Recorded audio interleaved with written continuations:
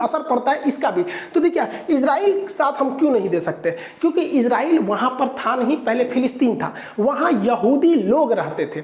देखिए यहूदी लोग के रहने का मतलब ये नहीं कि वहां देश हो जाएगा, इसका मतलब ये नहीं कहीं भारतीय रहते हैं तो ऐसा नहीं कह सकते कि उस जगह को आप हिंदुस्तान घोषित कर देंगे। वहां यहूदी रहते थे, एक्चुअली में यहूदियों को ही नहीं पता था कि उनका देश कोई इजराइल हो सकता है। उन्होंने तो 48 में इसका कंसेप्ट लेके आए। जैसे पाकिस्तान कोई देश था क्या? नहीं था।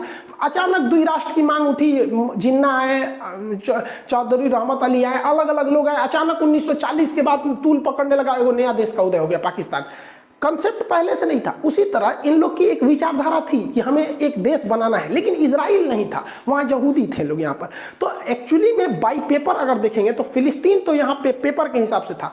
तो अगर हम इसको मान लेते हैं कि नहीं फिलिस्तीन की कब्जा की गई जमीन पर इजराइल का अधिकार है, तो इंटरनेशनल कोर्ट में हम फंस जाएंगे। और फंसाएगा ये हमारा ये चचा, कहेगा कि जब कब्जा किया जमीन इजराइल का हो सकता है तो पीओके कब्जा किया हुआ पाकिस्तान का है तो ये हमारा हो गया। तो चाइना उधर से कहेगा कि अक्साई चीन हमारा है, हमारा हो गया। तो भारत के कुल क्षेत्र कश्मीर का 10% अक्साई चीन है, 30% पीओके है। अब इंटरनेशनल कोर्ट में हम लोग फंस जाएंगे लोग। इस हिसाब से अगर हमने समर्थन कर दिया इजराइल का, तो जिंदगी में कभी भी हम लोग तिब्बत का समर्थन नहीं कर पाएंगे, क्योंकि फिर इंटरनेशनल कोर्ट और जेनेवा वगैरह कन्वेंशन में हम लोग को चाइना फंसा देगा, कहेगा कि जब इजराइल ने कब्जा किया तो आपने उसका समर्थन किया क्योंकि वो आपका दोस्त था, और जब हमने तिब्बत पर कब्जा किया 1959 में तो आप हमारा क्यों विरोध कर रहे हैं? इसका मतलब आप फायदा देख के विरोध कर रहे हैं और घाटा देख के कर रहे हैं। आपका अपना कोई सिद्धांत नहीं है, तो हम इस हिसाब से फंस जाएंगे। इसके अलावा चाइना जो है वो दक्षिणी चीन सागर पर कब्जा करना चाहता है, तो भारत कभी भी इसका विरोध नहीं कर पाएगा इंटरनेशनल कोर्ट में, क्योंकि भारत खुद इजराइल का अगर समर्थन कर देता है कब्जा किए गए जमीन पर,